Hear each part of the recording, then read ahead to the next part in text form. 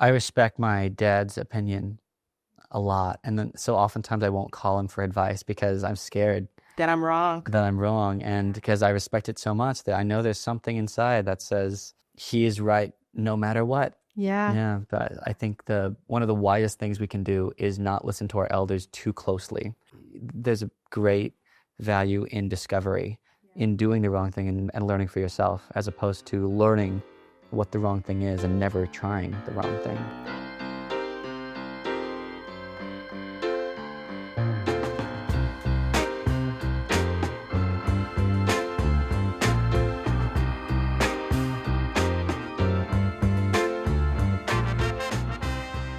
So the first question I have is, how do you see people pleasing manifest in your relationship with yourself and others?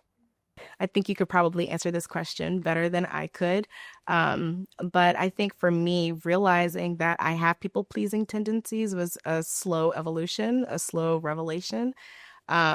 I realized that I was comparing myself to people that I thought were obvious people pleasers, like my clients, even, But I started realizing that when certain people would ask me for things, even if it was something I was dreading for weeks beforehand, I wouldn't say no, just because I think I was afraid that if a specific person saw me as difficult, then that's true.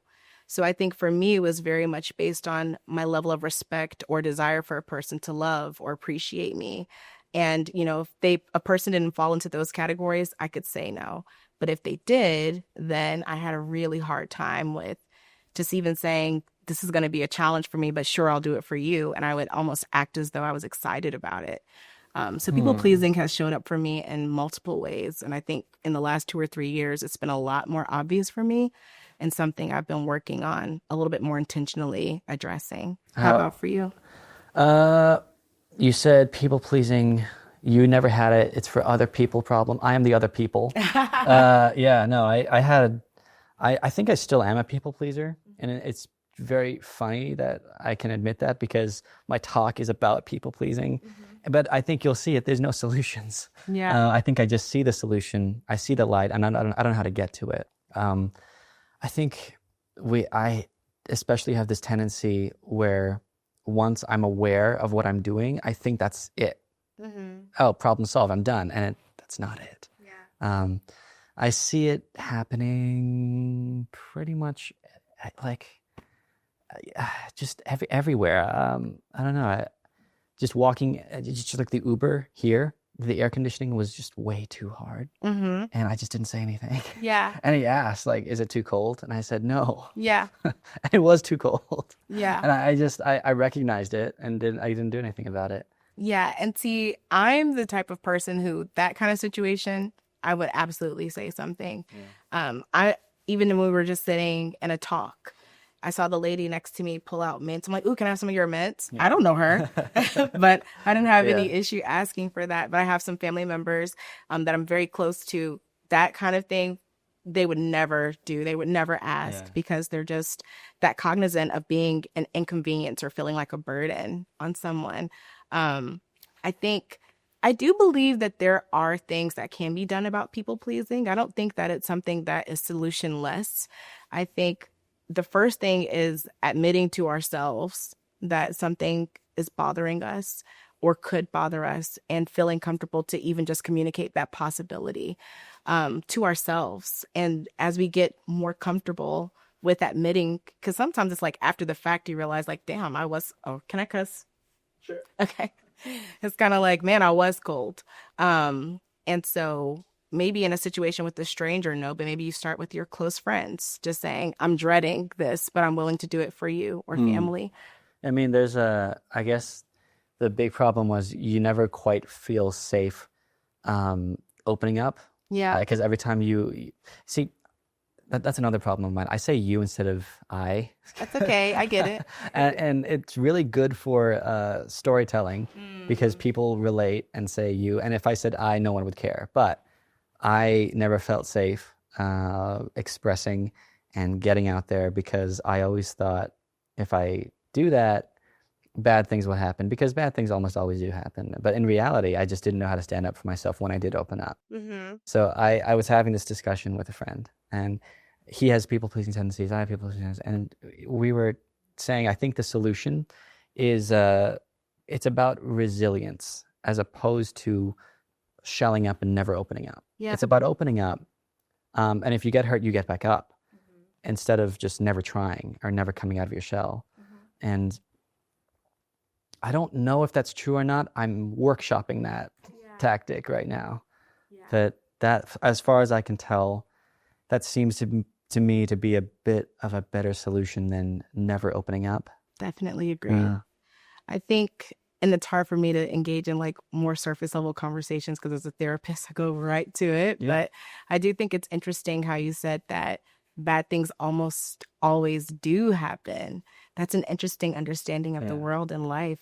I think that, to me, that means that your people pleasing is probably a result of some sort of trauma experience. If bad things always happen, what does that mean? I could never pinpoint certain moments, but I think I was the youngest child, and so as the youngest, you're almost always giving in.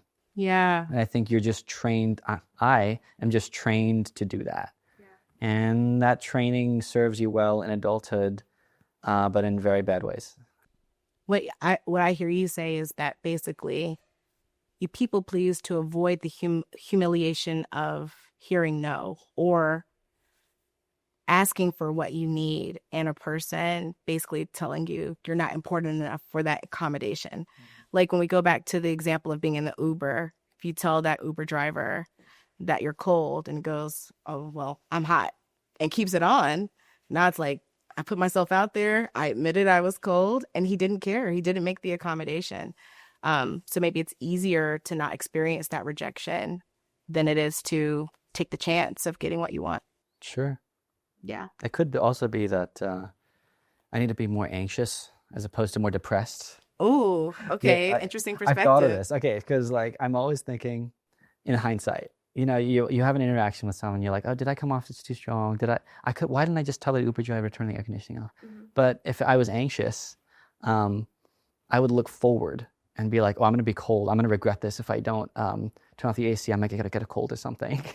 And so out of anxiety, I'll say, hey, can you, and so I'll try and beat the disaster. Yeah. Instead of let the disaster happen and then just look back in depression. Yeah. Yeah. I could see that look. And I think anxiety works both ways, because alternatively, you could be thinking, if I tell him about the fact that I'm cold, then this will happen, this will happen. Anxiety is just looking at every worst case scenario almost, you know? So I think even if you were super anxious, it could be the same situation. So how did the opinions of others impact your relationship with yourself? The opinions of others can really impact me, especially if I care about those people. Yeah.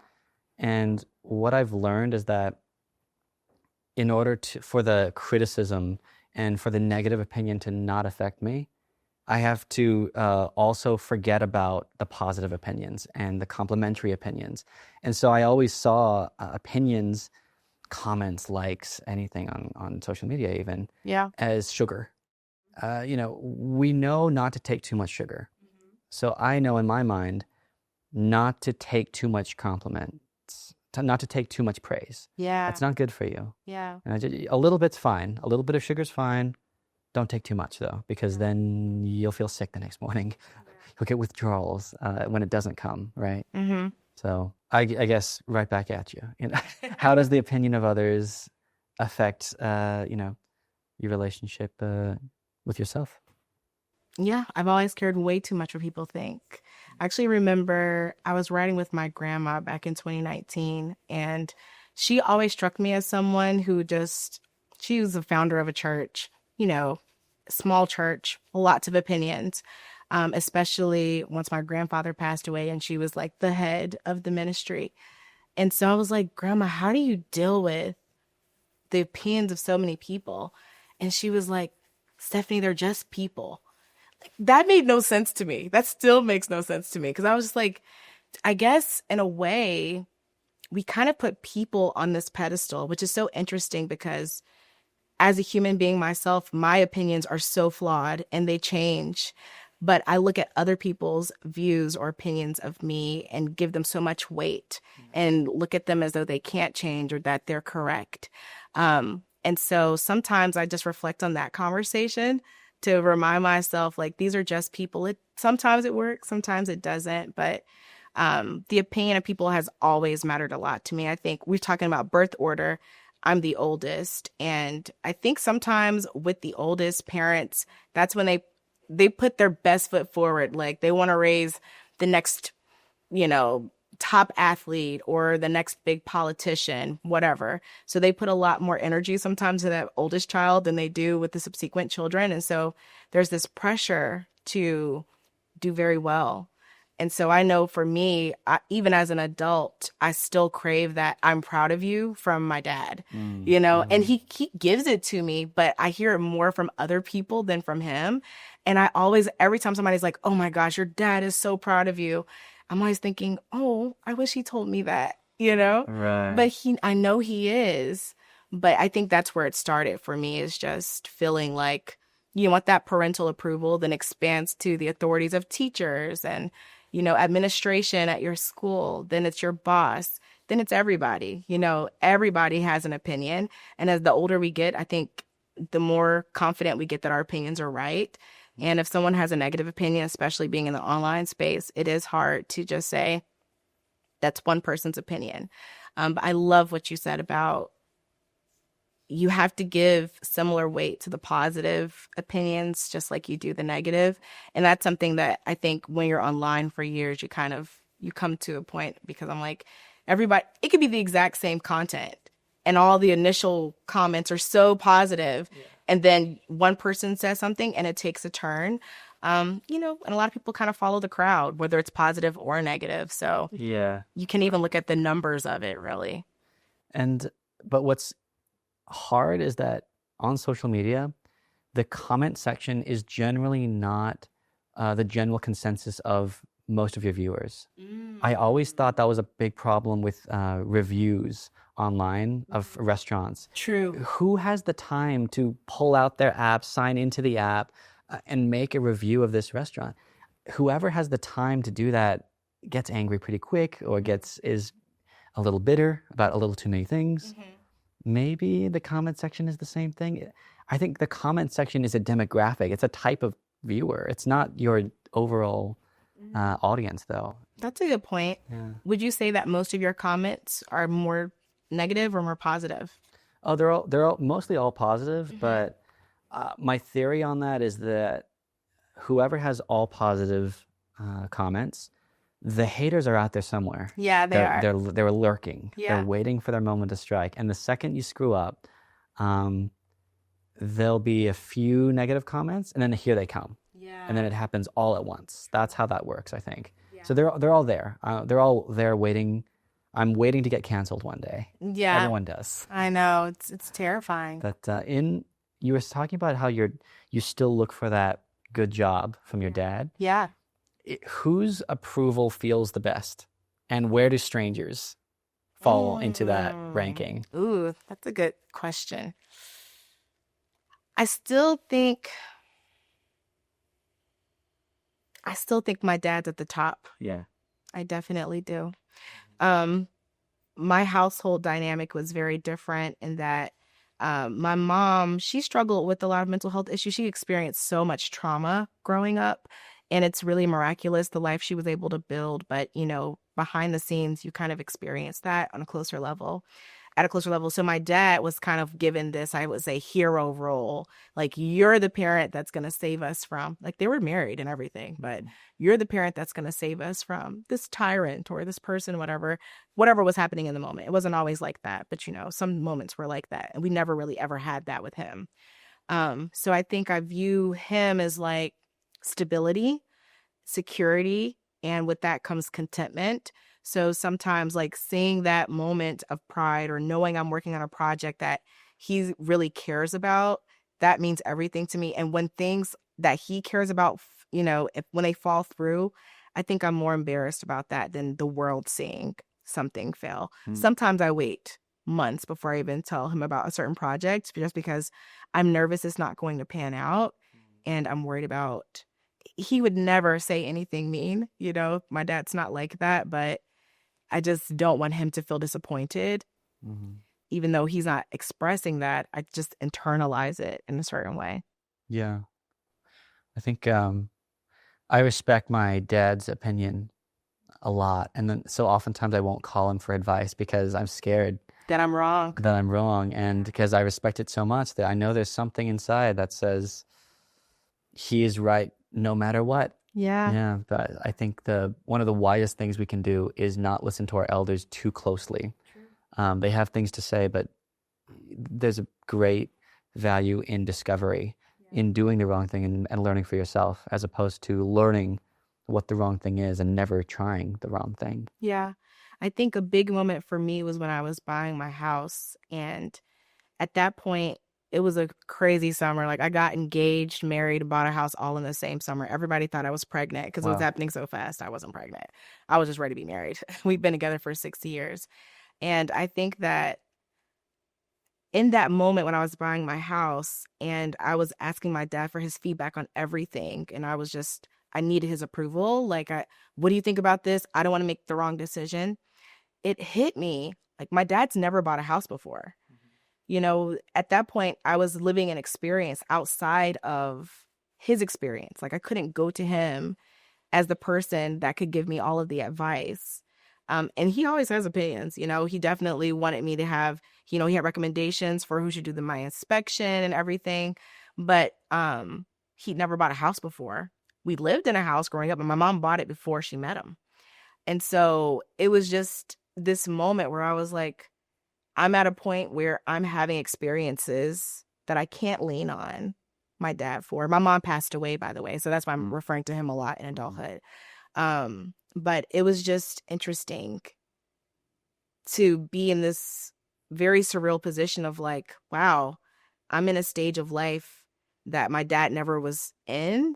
And, it's kind of like swimming without a life vest for the first time. So I agree with you about kind of recognizing just because a person is older doesn't necessarily mean they have all of the answers. Fun stuff. I know. We're doing a therapy session for each other. Okay, this is a long one, but I'm gonna go for it. All right. Okay. You say that relationships are difficult because people base their metric of success on what they see other people do. Yeah. Is this a form of relationship imposter syndrome? And how do couples break out of that mold? Ooh, that's a good question. Relationship imposter syndrome. I don't know if I would say it's imposter syndrome, only because I think of imposter syndrome as a feeling where we've basically tricked an organization or person into thinking we're one way. And it's that constant fear of being exposed for not really being that. I call myself a therapist. Are you really a therapist? I call myself an artist. I call myself an actor, and someone kind of tearing that down. So I don't think of it as imposter syndrome because I don't know, maybe there are some parallels, but I think basically that we have clear trajectories of how relationships are supposed to develop. You meet the love of your life. Eventually, you might move in together. Maybe you get engaged, you get married, you have kids, you buy a house, whatever the order is. And I think sometimes we don't stop enough to ask ourselves, like, why am I doing this? Like maybe you did find the love of your life, but do you guys need to live together? If you live together, do you need to share a bed? Like, do you have to sleep in the same bed with that person every night for the rest of your life? I think sometimes we just get so stuck and this is just how it's always done. And if I don't do it this way, maybe that is the imposter syndrome part, because the question is, if I don't do it this way, is my relationship legitimate? How would people feel if they found out that we don't sleep in the same bed, for example? Yeah. How should we, like, what should our metric of relationships be then? Who should we be comparing ourselves to? I think the challenge is to try to avoid the comparison, because there's so many different models for what a healthy relationship looks like. And even what looked good in your relationship 10 years ago might not look good today. So I think it's very much about checking in with yourself about what is and isn't working for you. And I think this takes us back to the people pleasing part of the conversation, because if you're afraid to open up to your partner, which is what I see a lot of the work I do with clients is like, you guys have been together 30 years and you're afraid to tell your partner that you don't like XYZ that they do. And so I think that it's about being honest about where you're at today, what your hopes are today, and seeing how you and your partner can negotiate that. If I say to my husband, like, I don't think it's making sense for us to share the same bathroom. Like, we're constantly getting in arguments about the bathroom. Your hair is everywhere. My hair is everywhere. I leave the lids off of everything. Whatever the case may be, we've got an extra bathroom. Why don't we just, you have that one, I have this one. If you can have that conversation and they're cool with it, why not save yourself from some arguments? Right. And there are a lot of opportunities like that we miss. Yeah. I think I was always scared of this part in relationships, because the big danger is you get in a relationship with the fantasized version you have in your head of someone else. You projected that onto this person, and they're going to inevitably fall from that imagined reality that you just gave them. Mm-hmm. And so, of course, you need a little bit of reality in there. You need maybe a little bit of comparison might do you well, but for the most part, maybe it's just about checking in whether or not you are happy just as is. You know, there's a short story by Lucas Shepard, I think, called The Jaguar Hunter. Okay. And the story begins, it opens with this tribe in South America, and everyone's happy, everyone's calm, and life is good. And then someone brings a TV into the tribe, and they hook up the electricity, and suddenly the tribe just goes to pieces because they see what the outside world is like. Yeah. They see what it's like to have hot and cold water. They see what it's like to go to the grocery store and just pick out any fruit you want, no matter what the season is. Mm-hmm. And suddenly they feel like they can't be happy because that they're living in heaven, not us. Yeah. And I think with the relationship things, I think that's, for the most part, that is what the hole we all go down. We all put a TV metaphorically in our relationship, and we see what it's like, and we say, why isn't my life like that? Why aren't we like that? Mm-hmm. And in reality, just take a look. Maybe take a look around. Do you feel good? Mm-hmm. Are you happy when you make coffee and put dishes in the dishwasher? And is that a pleasurable thing to do because you like this person? Maybe that's enough. And I don't know. It's just a theory, you know. I totally agree with that. I think we don't check in with ourselves a lot, especially in the learning someone phase. Sometimes, like you said, we ignore things that would make us very unhappy because we are really not even enjoying the fantasy of them, but the fantasy of being in a relationship in general. Yeah. And so it's like, yeah, he's not that romantic, but he's here, and I've got someone to take to this wedding, and I have someone who might warm my car up in the morning. But then, when we're looking 10 years down the line, you're like, my husband's not romantic. And I'm like, was he ever? Right? And most of the time, the answer is no. Yeah. But we develop these hopes for our partner before we ever even before we even communicate to them that these are our needs. Okay, I'm gonna tell you an idea for a short film I have, and I don't know how it ends, and maybe you can help me. Like, okay, no one steal this idea. This is, I want to make this short film. I really do. Okay. So we're living in this dystopian world where the state of New York is trying to curb the divorce rate for some reason. We'll figure out why.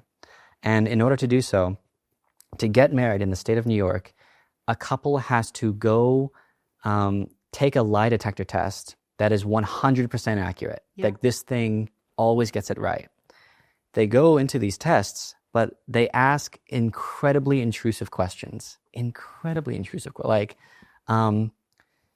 who is more attractive, your partner or your partner's sister, right? Mm-hmm. If your partner died, do you have someone in mind that you would turn to first as an alternative? Love this. Like, these are like incredibly harsh questions that no one wants to ask. And I thought the theory of all this was that maybe relationships need a little bit of fantasy just to work, just a little bit. If there's way too much honesty, if we know way too much about each other, that we might not be ready for that because we don't quite love ourselves that much. I don't think we love humanity that much. Yeah. And if you get that raw, you're not going to like the other person. And I don't think that relationship works. Yeah. But I wanted to follow a couple that does this. And of course, the disaster strikes. And it's like, I didn't know that's how you felt. I didn't know that's how you felt. And I don't know how it ends. I don't know what the message is. I don't know what any of it is. Yeah. Where would you go with that if you were the writer of this? I don't know how you would end that. I really don't. But I love the concept. Maybe that's the ending, is that you let the viewer decide for themselves what happens with this couple. You want to play it? You want to be the therapist? You want to be the one with the lie detector? Sure. Hook us up. Sure. I've been in short films before. My husband makes a lot of short films. Oh, okay. That's fun. This is awesome. Thank you. Yeah, this was really fun. Let's do this again. I love the dead serious pan. Like, I will never do this again. No.